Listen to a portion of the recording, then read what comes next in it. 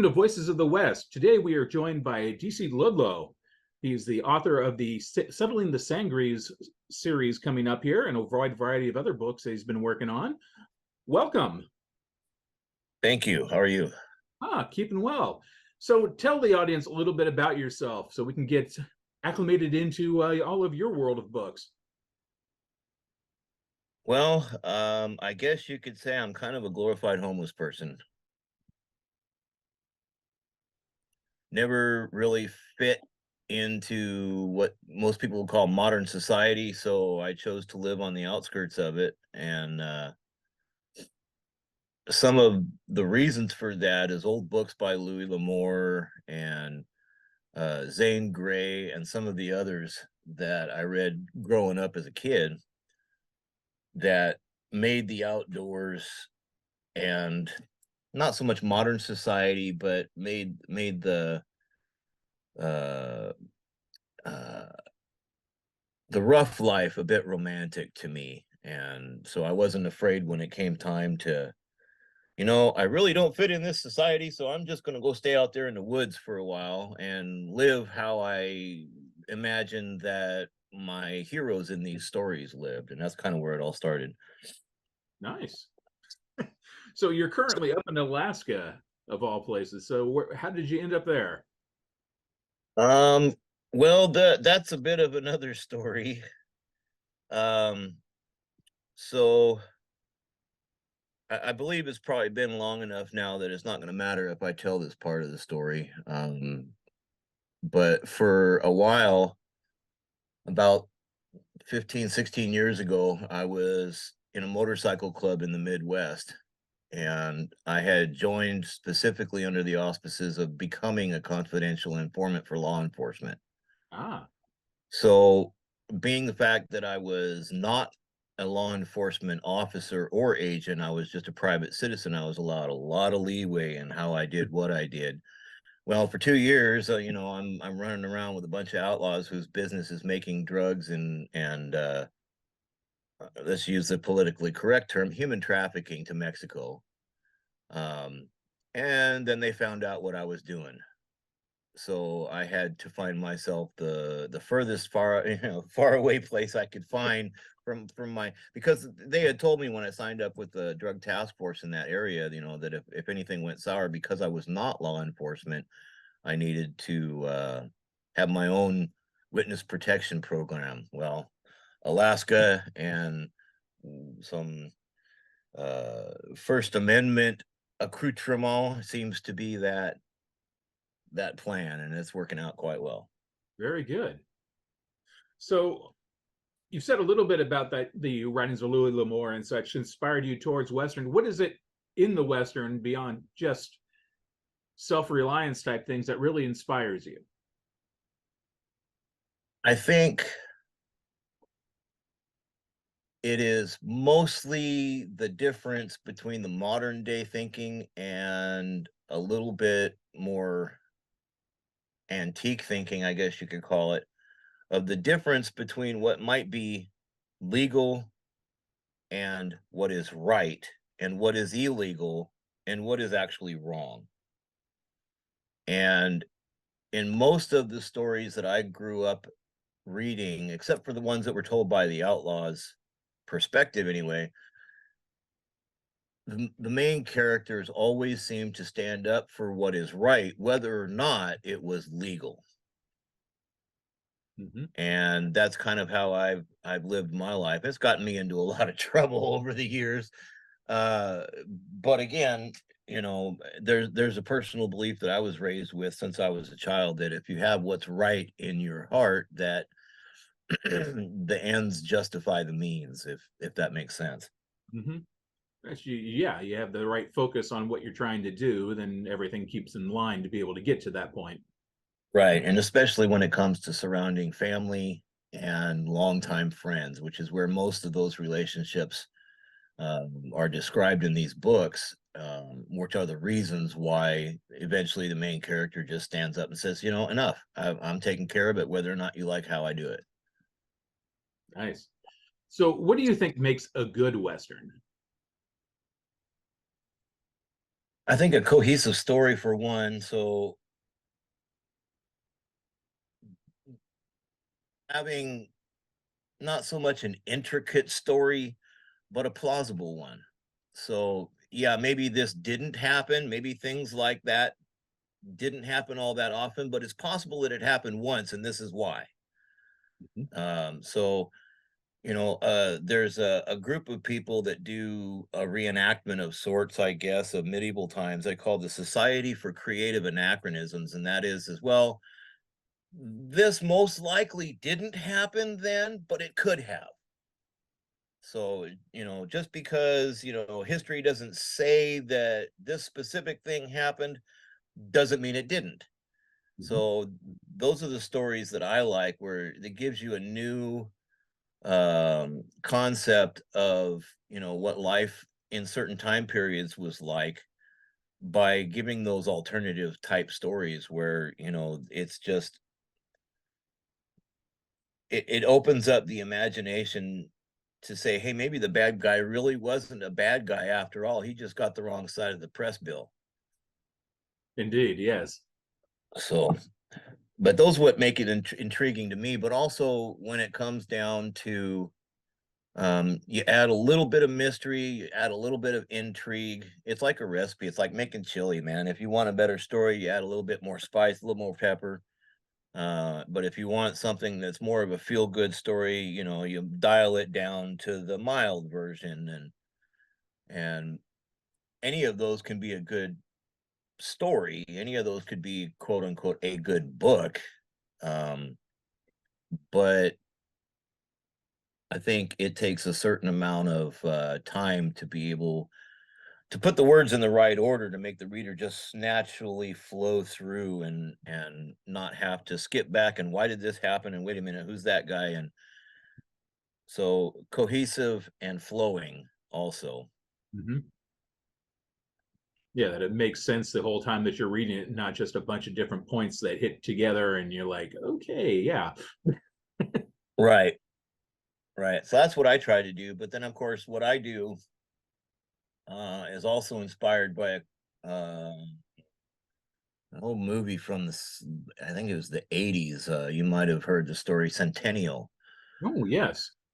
So what the writer in that story, I'm not going to mention a name because I can't have it off the top of my head right now, but what he does is he takes, It's a Michener. say, that might be, again, I don't have a very good memory. I've had a couple of brain injuries over my lifetime, and so memory with names especially kind of escapes me. But what he does is he takes, and in telling one story of one particular place and how it grew to be what it is now, quote unquote, there's 10 stories involved, all told from 10 different aspects, 10 different points of view, that somehow or in another way, from states away or from different continents, people come together, and how those stories all then mesh together into the one story of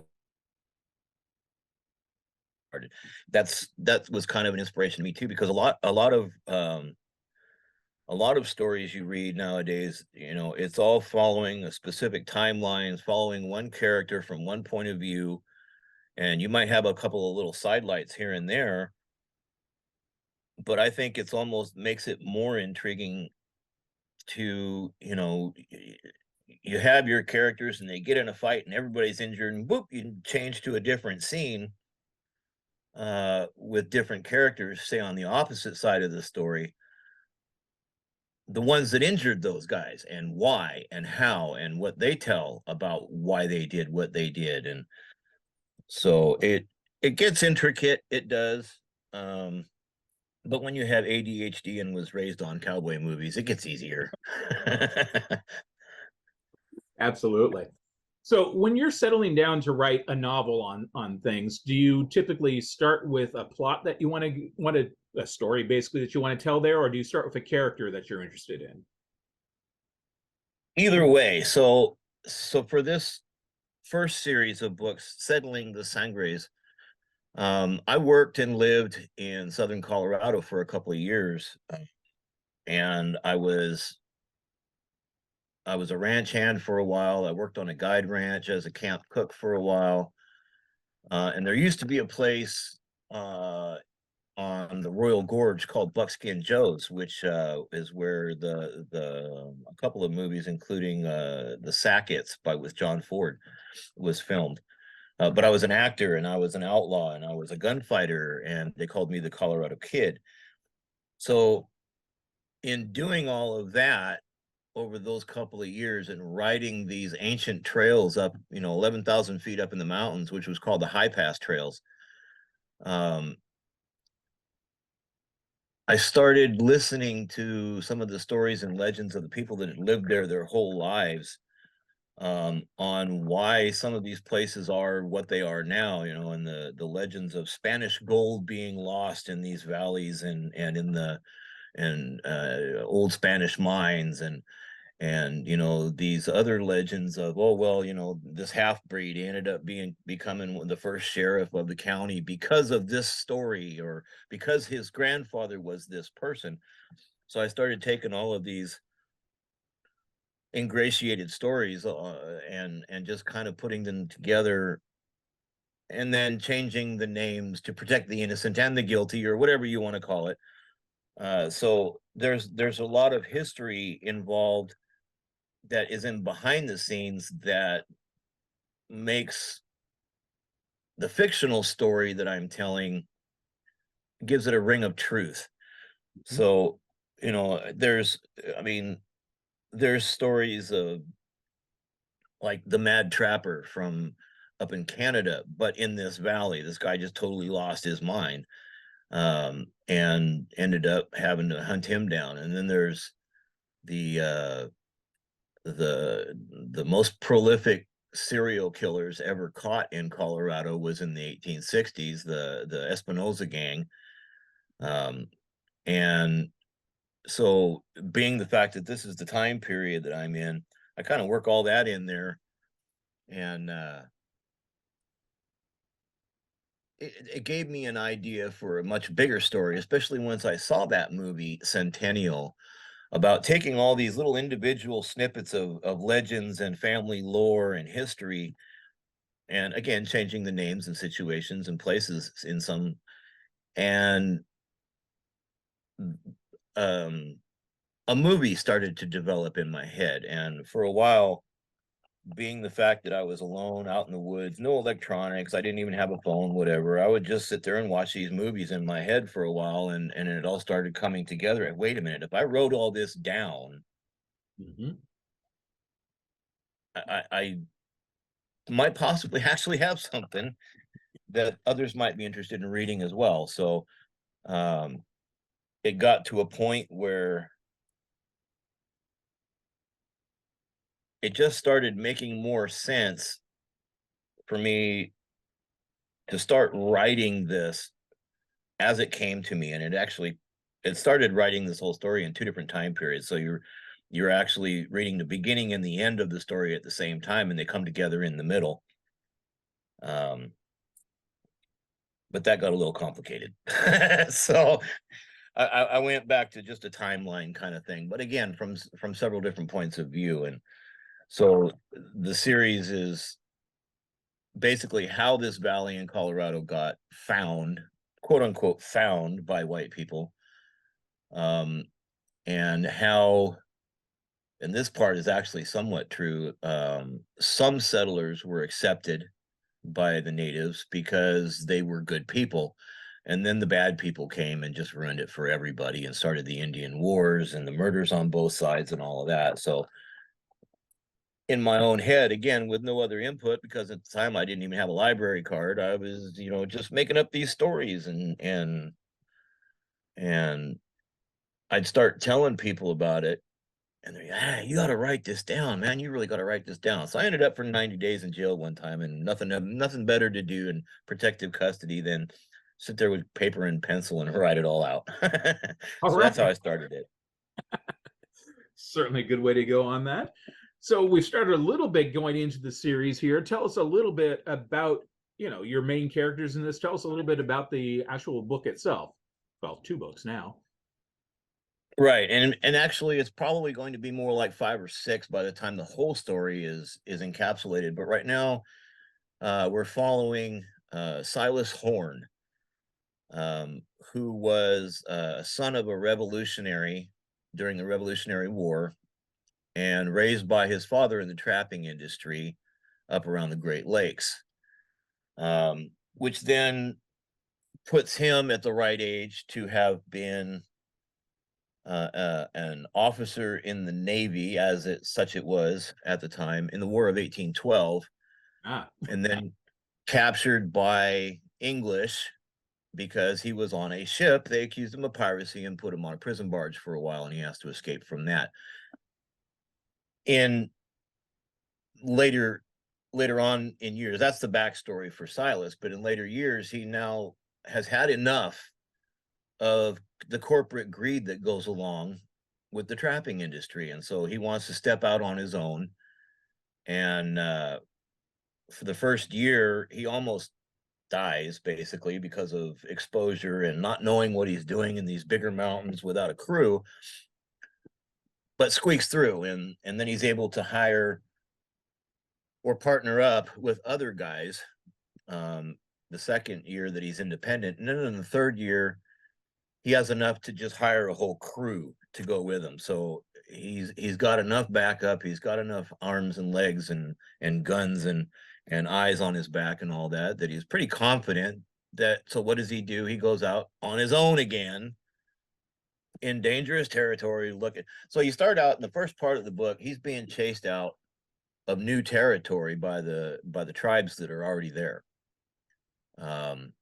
And he's basically running for his life and ends up injured and being taken care of by this weird old supposedly monk in a cave in the Sangre de Cristo mountain range.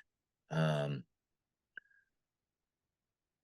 sorry, in northern Wyoming. And while he's in this cave, he finds a map amongst what he believes is a Spanish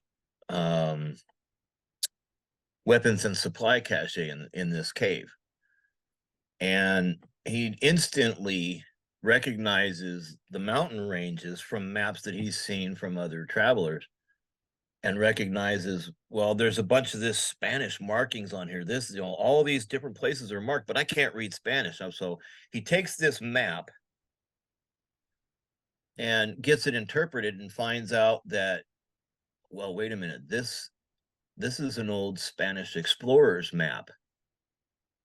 And the further south I go from Wyoming, there's more and more of these places that are marked with traces of gold, silver vein found here, lead, coal, sulfur, bat guano, all these things that are marked on this map that makes it almost impossible for a person to not survive on his own in this wilderness because he's got all this information.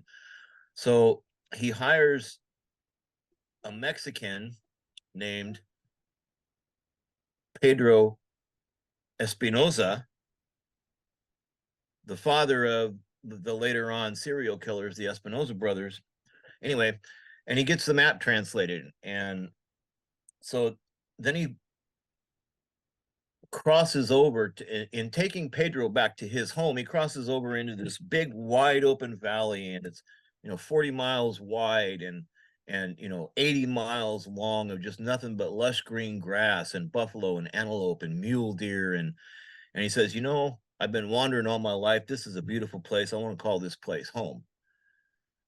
And the problem with that is, the Crow Indians are still looking for him for trespassing and stealing from them on their place up in Wyoming. Now he's coming down into the northern reaches of what is known as the Comancheria, and runs into a bunch of Comanche doing their Comanche things, and has to fight for, being in this territory. And in doing so, gets kind of on a friendly basis with the Cheyenne that are in the area, because they're at war with the Comanche too. So in the end of all of this, basically he finds this big beautiful place, and he's accepted by those that have most control over it and says, this is a good place to be. I'd like to have others find this place too. And I know a bunch of good people that really need to get out of the United States because of the politics and all that in the 1830s and 40s, and then later on the advent of the thinking called manifest destiny. Well, this is us. We're destined to take this. But in this valley, he even has permission from the locals. Mhm. Until other people start following and bring their greed and their guns and don't care about the locals. And anyway, so it turns into this big long, I guess you could call it, kerfuffle over whether or not anybody else is going to be allowed. But so basically it's the story of how many a small town in that era was started. And as some white guy came in, found a beautiful place and decided he was going to settle here, and others followed after him, whether for good or for bad for those or the locals remains to be seen. So, and most of those stories had not been told in history because the places turned into ghost towns, or the inhabitants were all murdered on one side or the other of the Indian wars of the time. And so that's kind of where I got the idea of taking and making a fictional story out of some of this real history of that area. Excellent. So the second book and books going on, you're saying there could be up to 5 or 6 of them coming. Are they working on the same overall storyline for this, or are they different perspectives of different people coming to settle in that area and why they ended up coming there? Yeah, so it's kind of both. So there are people that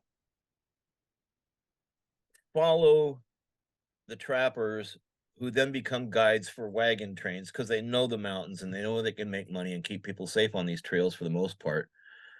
And so a lot of those, when they first started out, they would be bringing people that they knew. And then others would follow. So there are some that are not related to the original inhabitants or the original finders of these places that come later. But a lot of what I try to put in there is, okay, well, this is how it could have happened. So the guy finds the place, he's accepted, he brings his friends, and his friends come, and life is hunky-dory for a while until others come. So there's others' influences on the story as well. The first 3 books are basically about Silas and his men finding this valley known as the Wet Mountain Valley in southern Colorado, and the reasons why they're there in the first place, and how they get accepted. And then after that first set of 3, then we start having a different era where the settlers start coming west, and who is on these wagon trains and how they make their decisions to go where they're going. But starting all the way back in, like, say, Virginia, where they listened to this trapper friend of theirs, this war buddy from the War of 1812, describing this great big beautiful place where the deer grow as big as mules. And if the grass is so good for those deer, imagine what it'll do for our livestock, and we don't have to pay taxes, and the government can't find us, and all of these other reasons why people wanted to converge in these wild areas. Is just it's inspiring to me, and one of the reasons why I've never really, until now, I've never really lived anywhere in more than 5 years in my life, was same reasons, finding what's there. What can I do in this new place, and how can I survive in a place I've never been, and so wild. And yeah, some of those were actually concreted over cities that were just as wild as some of these wilderness areas back then. But the influences are mostly idealisms, and it goes back to I'm tired of being taxed. I don't care if it's not a king, I don't care if it's just a government here. I'm done with it. They don't do any good for me. I'm going to go where I can do for myself, and that's what these people did. Indeed. Actually, saying there's lots of reflections for that nowadays too. Exactly. And that's also another reason why when I chose to move to Alaska, I chose to move somewhat, I guess you could call, rural area. It's a dead end dirt road off of a dirt road off of state road that, if you go any further, you're going down a dog sled trail. So, That's but it's pretty nice. definitely, yes. I like it. Excellent. It sounds beautiful. You can go ahead, but while we're talking, I got to go put some more wood in the fire.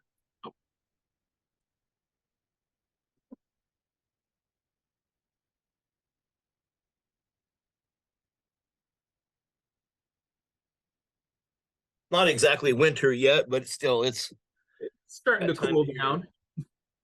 Yeah, I don't have any electricity here, and the place is still basically a half-done construction site, so it's getting better. I got carpeting in yesterday. Getting the comforts in. Well, it's mostly about not having frozen feet all winter. That's important too, yes. So where can people find out more about you and about your books? So I have a Patreon page. I just started this year because